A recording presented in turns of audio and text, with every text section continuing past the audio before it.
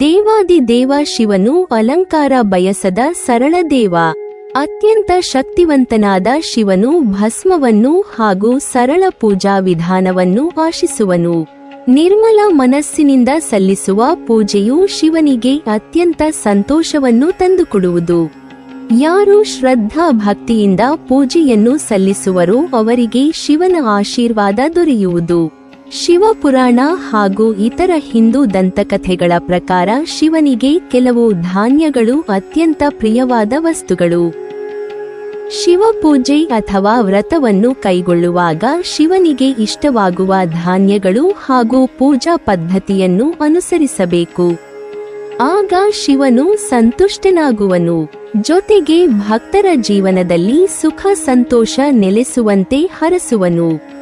ಅವರ ಜೀವನದಲ್ಲಿ ಸದಾ ನೆಮ್ಮದಿ ಹಾಗೂ ಸಂತುಷ್ಟ ಭಾವನೆ ಇರುವಂತೆ ಮಾಡುವನು. ತುಲಾ ರಾಶಿಯವರು ಸದಾ ನ್ಯಾಯಪರರಾಗಿರುತ್ತಾರೆ. ರಾಜತಾಂತ್ರಿಕ ನಡೆ ಹಾಗೂ ಅವರು ತಮ್ಮಲ್ಲಿ ಹೊಂದಿರುವಂತಹ ವಿಶೇಷವಾದ ಆಕರ್ಷಕ ವಾತಾವರಣ ಅನ್ನೋದು ಅವರನ್ನ ವಿಶೇಷವಾಗಿ ಕಾಣಿಸಿಕೊಳ್ಳುವ ಹಾಗೆ ಮಾಡುತ್ತದೆ. ಒಂದು ವಿಚಾರದ ಬಗ್ಗೆ ತಮ್ಮದೇ ಆಗಿರುವಂತಹ ವಿಭಿನ್ನವಾದ ದೃಷ್ಟಿಕೋನವನ್ನು ಕೂಡ ಅವರು ಹೊಂದಿರುತ್ತಾರೆ ಹಾಗೂ ಅದು ಸತ್ಯಕ್ಕೆ ಆದಷ್ಟು ಹತ್ತಿರವಾಗಿರುತ್ತದೆ. ಎಂತಹುದೇ ಕ್ಲಿಷ್ಟಕರವಾದ ಪರಿಸ್ಥಿತಿ ಇದ್ದರೂ ಕೂಡ ತುಲಾ ರಾಶಿಯವರಿಗೆ ಅದನ್ನ ಶಾಂತಯುತವಾಗಿ ಬಗೆಹರಿಸುವಂತಹ ಸಂಪೂರ್ಣ ಕೌಶಲ್ಯವಿರುತ್ತದೆ.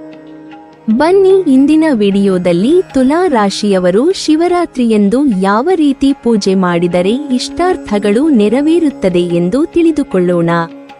ಪ್ರತಿ ಸಂವತ್ಸರದಲ್ಲಿ ಶಿಶಿರ ಋತುವಿನ ಮಾಘ ಮಾಸದ ಕೃಷ್ಣ ಪಕ್ಷ ಚತುರ್ದಶಿಯಂದು ರಾತ್ರಿ ವೇಳೆಯಲ್ಲಿ ಶಿವ ಪಾರ್ವತಿ ಜೊತೆಯಲ್ಲಿ ಭೂಮಿಯಲ್ಲಿ ಸಂಚರಿಸುತ್ತಾ ಎಲ್ಲ ಸ್ಥಾವರ ಜಂಗಮ ಲಿಂಗಗಳಲ್ಲಿ ಸಂಕ್ರಮಣಗೊಳ್ಳುತ್ತಾನೆ. ಆ ಸಮಯದಲ್ಲಿ ಅಂದ್ರೆ ಶಿವರಾತ್ರಿಯಂದು ರಾತ್ರಿಯ ವೇಳೆಯಲ್ಲಿ ತನ್ನನ್ನು ಯಾರು ಪೂಜಿಸುವರೋ ಅವರ ಪಾಪಗಳು ಪರಿಹಾರವಾಗುತ್ತವೆ ಎಂದು ಸ್ವತಃ ಶಿವನೇ ತಿಳಿಸಿದ್ದಾನೆ ಎಂಬುದರ ಬಗ್ಗೆ ಶಾಸ್ತ್ರೋಕ್ತಿ ಇದೆ. ತಮ್ಮ ಜೀವನ ಸಂಗಾತಿಯ ವಿಚಾರದಲ್ಲಾಗಲಿ ಅಥವಾ ಸ್ನೇಹದಲ್ಲಾಗಲಿ ತುಲಾ ರಾಶಿಯವರು ನ್ಯಾಯಯುತವಾಗಿ ನಡೆದುಕೊಳ್ಳುತ್ತಾರೆ. ತಮ್ಮ ಸಂಗಾತಿಗಳ ಪರವಾಗಿ ಪ್ರತಿಯೊಂದು ಬಾರಿ ಕೂಡ ಅವರಿಗೆ ಬೆಂಬಲವಾಗಿ ನಿಲ್ಲುವಂತಹ ವಿಚಾರದಲ್ಲಿ ಮುಂದೆ ಇರುತ್ತಾರೆ. ಉತ್ತಮವಾದ ಸೌಹಾರ್ದಯುತವಾದ ವಾತಾವರಣ ನಿರ್ಮಾಣ ಮಾಡುವಂತಹ ಪ್ರತಿಯೊಂದು ಗುಣಲಕ್ಷಣಗಳನ್ನು ಕೂಡ ನೀವು ತುಲಾ ರಾಶಿಯವರಲ್ಲಿ ಕಾಣಬಹುದು. ಕ್ರಿಯಾತ್ಮಕ ವಿಚಾರಗಳನ್ನು ಉಂಟು ಮಾಡುವಂತಹ ಹಾಗೂ ಸೌಂದರ್ಯದ ಬಗ್ಗೆ ಅವರಿಗೆ ಇರುವಂತಹ ಸೂಕ್ಷ್ಮ ಜ್ಞಾನ ನಿಜಕ್ಕೂ ಕೂಡ ಅಸಾಧಾರಣ. ಶಿವರಾತ್ರಿಯು ಸಮಯ ಪೂಜೆಗೆ ಬಹು ಪ್ರಾಶಸ್ತ್ಯವಾದ ಸಮಯ. ಆ ದಿನ ರಾತ್ರಿಯಲ್ಲಿ ಮೋಡಗಳಿಲ್ಲದ ಶುಭ್ರ ಆಕಾಶ, ಮಂಗಳಕರನಾದ ಶುಭ್ರ ಚಂದ್ರ ಸ್ಫೂರ್ತಿ ಹುಟ್ಟಿಸುವ ಸಂವೇದನಾಶೀಲ ವಾತಾವರಣವನ್ನು ಕಾಣಬಹುದು. ಈ ಪರ್ವಕಾಲ ಪೂಜೆಗೆ ಪ್ರಶಸ್ತವಾದ ಕಾಲವಾಗಿದ್ದು ಅಂದು ಈಶ್ವರನ ಆರಾಧನೆ ಮಾಡಿದರೆ ಪಾಪ ಕರ್ಮಗಳನ್ನು ಕಳೆದುಕೊಳ್ಳುತ್ತಾನೆ ಎಂಬ ಪ್ರತೀತಿ ಸ್ಕಂದ ಪುರಾಣದಲ್ಲಿ ಉಲ್ಲೇಖವಾಗಿದೆ. ಹೀಗೆ ಮಹಾಶಿವರಾತ್ರಿಯ ಈ ಪವಿತ್ರ ದಿನದ ಮಧ್ಯರಾತ್ರಿಯಲ್ಲಿ ಶಿವಲಿಂಗ ರೂಪದಲ್ಲಿ ಆವಿರ್ಭವಿಸಿದನಂತೆ. ಹಿಂದೂಗಳಿಗೆ ಪ್ರಮುಖವಾಗಿ ಶಿವಭಕ್ತರಿಗೆ ಮಹಾಶಿವರಾತ್ರಿ ಉಪವಾಸದ ದಿನವಾದರೂ ಹಬ್ಬದ ಸಡಗರ ಮನೆ ಮಾಡುತ್ತದೆ. ಅಂದು ಪ್ರಾತಃ ಕಾಲದಲ್ಲಿಯೇ ಎದ್ದು ಸ್ನಾನ ಮಾಡಿ ಮಡಿ ವಸ್ತ್ರ ತೊಟ್ಟು ಉಪವಾಸವಿದ್ದು ಶಿವ ದೇವಾಲಯಗಳಿಗೆ ತೆರಳಿ ಶಿವಾರ್ಚನೆ ಮಾಡಿದರೆ ಮತ್ತು ರಾತ್ರಿ ಇಡೀ ಜಾಗರಣೆ ಮಾಡಿ ಶಿವನ ಪೂಜೆ ಮಾಡಿದರೆ ಎಲ್ಲ ಕಷ್ಟಗಳು ಪರಿಹಾರವಾಗಿ ಸುಖ, ಶಾಂತಿ, ಸಂಪತ್ತು ಲಭಿಸುತ್ತದೆ, ಪಾಪ ಪರಿಹಾರವಾಗುತ್ತದೆ ಎಂಬ ನಂಬಿಕೆಯೂ ಇದೆ.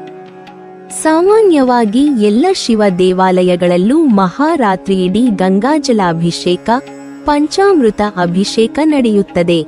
ಗೋರೋಚನ, ವಿಭೂತಿ ಹಾಗೂ ರುದ್ರಾಕ್ಷಿ ಮಾಲೆಯಿಂದ ಶಿವಲಿಂಗವನ್ನು ಅಲಂಕರಿಸಲಾಗುತ್ತದೆ. ಪುಷ್ಪಗಳಿಂದ ಹಾಗೂ ಬಿಲ್ವಪತ್ರೆಯಿಂದ ವಿಶೇಷ ಅಲಂಕಾರದೊಂದಿಗೆ ಪೂಜಾ ಕೈಂಕರ್ಯಗಳು ನಡೆಯುತ್ತವೆ. ಮಹಾಶಿವರಾತ್ರಿಯಂದು ಬಿಲ್ವಪತ್ರೆಯನ್ನು ಶಿವಲಿಂಗದ ಮೇಲಿಟ್ಟು ಪೂಜಿಸಿದರೆ ಯಾಗ ಮಾಡಿದ ಫಲ ದೊರೆಯುತ್ತದೆ ಎಂದು ಹಿರಿಯರು ಹೇಳುತ್ತಾರೆ. ಸೂರ್ಯ ಮತ್ತು ಚಂದ್ರರ ಚಲನೆಯಿಂದಾಗುವ ಎಲ್ಲಾ ಕಾಲ ವ್ಯತ್ಯಾಸಕ್ಕೆ ನಮ್ಮ ದೇಹ ಹೊಂದಿಕೊಳ್ಳಬೇಕಾಗುತ್ತದೆ. ಈ ನಿಟ್ಟಿನಲ್ಲಿ ಈ ಹಬ್ಬದ ಆಚರಣೆ ಮುಖ್ಯವಾಗಿದೆ. ಈ ಸಮಯದಲ್ಲಿ ಚಳಿಗಾಲವು ಮುಗಿದು ಬೇಸಿಗೆ ಕಾಲವು ಪ್ರಾರಂಭಗೊಳ್ಳುವುದು. ಅಂದರೆ ಈ ದಿನದಂದು ಚಳಿಗಾಲ ಉತ್ತುಂಗದಲ್ಲಿದ್ದು ಕೃಷ್ಣ ಪಕ್ಷದ ಕೊನೆಯ ದಿನವೂ ಆಗಿರುತ್ತದೆ. ಈ ದಿನದಲ್ಲಿ ಸೂರ್ಯನ ಶಾಖ ಕಡಿಮೆಯಾಗಿರುತ್ತದೆ ಮತ್ತು ಚಂದ್ರನ ಪ್ರಕಾಶವು ಕ್ಷೀಣಿಸಿರುತ್ತದೆ. ನಮ್ಮ ಪೂರ್ವಜರು ಇದನ್ನೆಲ್ಲ ಅರಿತೇ ಹಬ್ಬ ಹರಿದಿನಗಳನ್ನು ಆಚರಿಸುತ್ತಿದ್ದರು. ಇನ್ನು ಈ ದಿನದಂದು ನಾವು ಮಾಡುವ ಶಿವನ ಪೂಜೆ, ಉಪವಾಸಗಳು ನಮಗೆ ತುಂಬಾ ಉಪಯುಕ್ತ. ಅಂದು ಪರಶಿವನಿಗೆ ನೀರಿನ ಅಭಿಷೇಕ ಮತ್ತು ಬಿಲ್ವಪತ್ರೆಯ ಪೂಜೆ ಮಾಡುತ್ತೇವೆ. ಬಿಲ್ವಪತ್ರೆಯಲ್ಲಿ ಉಸಿರಾಟದ ತೊಂದರೆ ನಿವಾರಿಸುವ ಗುಣವಿದೆ. ಬಿಲ್ವವನ್ನು ಲಿಂಗದ ಮೇಲೆ ಹಾಕುವಾಗ ಅದರ ವಾಸನೆ ನಮ್ಮ ದೇಹದ ಒಳಗೆ ಹೋಗುವುದು. ಶಿವನ ಲಿಂಗವು ಕಲ್ಲಿನದಾಗಿದ್ದು ಅದರ ಮೇಲೆ ನೀರನ್ನು ಸುರಿಯುವುದರಿಂದ ಬಹಳಷ್ಟು ಶಕ್ತಿ ಹೊರಹೊಮ್ಮುತ್ತದೆ.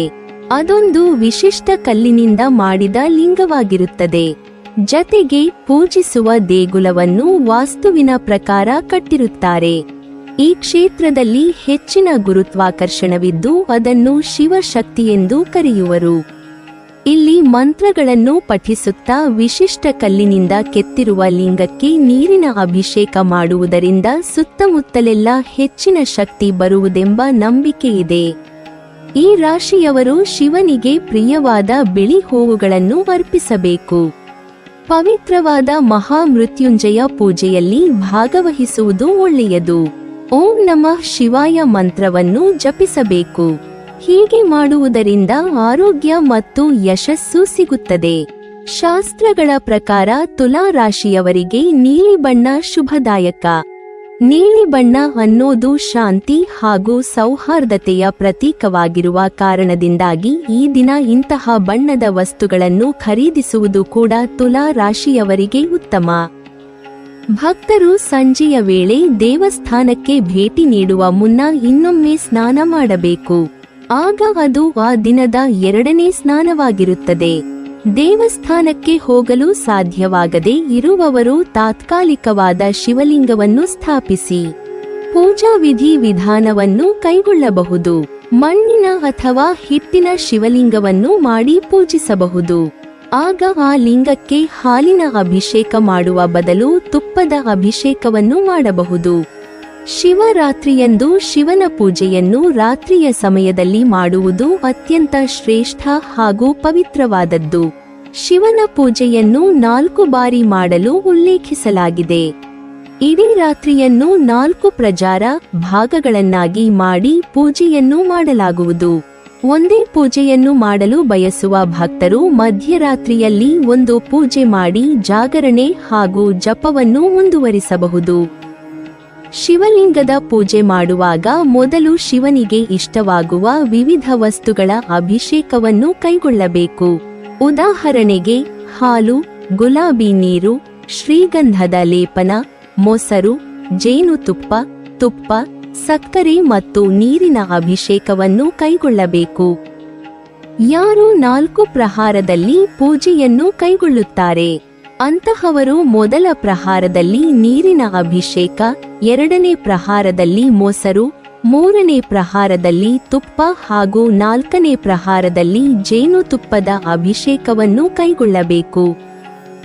ಅಭಿಷೇಕಗಳ ನಂತರ ಶಿವನಿಗೆ ಬಿಲ್ವಪತ್ರೆಗಳ ಹಾರವನ್ನು ಹಾಕಿ ಅಲಂಕರಿಸಬೇಕು. ಪವಿತ್ರವಾದ ಬಿಲ್ವಪತ್ರೆಯು ಶಿವನನ್ನು ತಣ್ಣಗಾಗಿ ಇರಿಸುವುದು. ಬಿಲ್ವಪತ್ರೆಯ ಅಲಂಕಾರದ ನಂತರ ಚಂದನ ಮತ್ತು ಶ್ರೀಗಂಧದ ಲೇಪನವನ್ನು ಅನ್ವಯಿಸುತ್ತಾರೆ. ಅದಾದ ಬಳಿಕ ದೀಪವನ್ನು ಬೆಳಗಿಸಿ ಧೂಪ ಮತ್ತು ದೀಪದ ಆರತಿಯನ್ನು ಕೈಗೊಳ್ಳುವರು.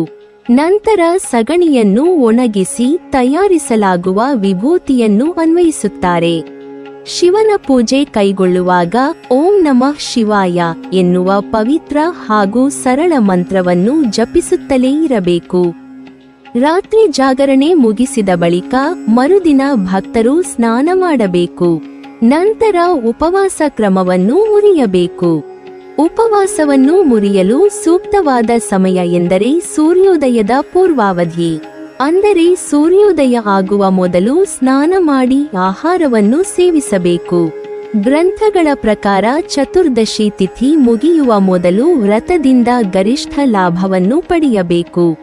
ಹಾಗಾಗಿ ವ್ರತಾಚರಣೆಯನ್ನು ಮುರಿಯಲು ಹಾಗೂ ಶಿವನ ಪೂಜೆಗೆ ಸೂಕ್ತವಾದ ಸಮಯವನ್ನು ಪಂಚಾಂಗದಲ್ಲಿ ಉಲ್ಲೇಖಿಸಿರುವ ಪವಿತ್ರ ಸಮಯಗಳನ್ನು ಅನುಸರಿಸಬೇಕು ಎಂದು ಹೇಳಲಾಗಿದೆ. ನೀವಿನ್ನೂ ನಮ್ಮ ಚಾನೆಲ್ ಅನ್ನು ಸಬ್ಸ್ಕ್ರೈಬ್ ಮಾಡಿಲ್ವಾ? ಹಾಗಾದರೆ ಈ ಕೂಡಲೇ ನಮ್ಮ ಇಂದ್ರಜಾಲ ಚಾನೆಲ್ ಅನ್ನು ಸಬ್ಸ್ಕ್ರೈಬ್ ಮಾಡಿ ಮತ್ತು ಪಕ್ಕದಲ್ಲಿರುವ ಬೆಲ್ ಐಕಾನ್ ಅನ್ನು ಕ್ಲಿಕ್ ಮಾಡಿದರೆ ನಮ್ಮ ಹೊಸ ವಿಡಿಯೋಗಳನ್ನು ನೀವು ನೋಡಬಹುದು.